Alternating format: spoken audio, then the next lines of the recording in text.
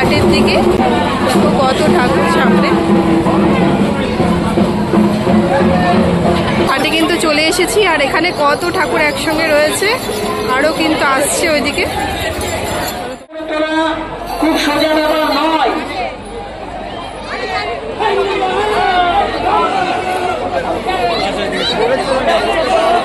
মানে দুঃখের সঙ্গে আমাদেরকে বলতে হয় আমরা আমাদের ভালোর জন্য এইরকম ভাবে নজর রাখছি না, আমরা আপনাদের। এইদিকে দেখো ঠাকুরের যে গয়না পরানো হয়েছিল সেগুলো এখানে এসে খোলা হচ্ছে।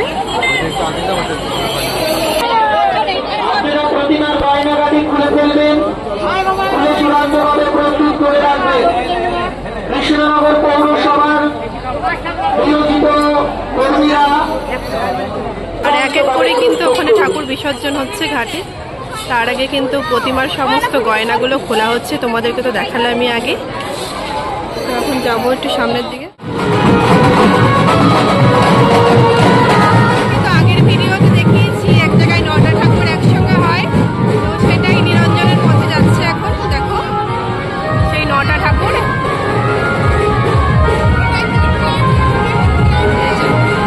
নিরঞ্জনের পথে যাচ্ছে।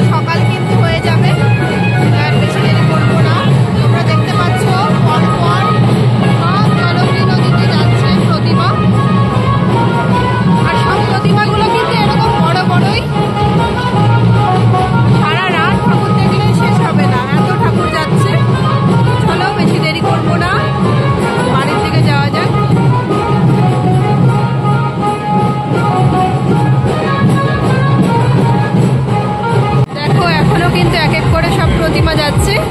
আমরা আর রাত করব না, এখন বাড়ি যাব, অনেকটাই রাত হয়ে গেছে, প্রায় 1টা মতো বাজে।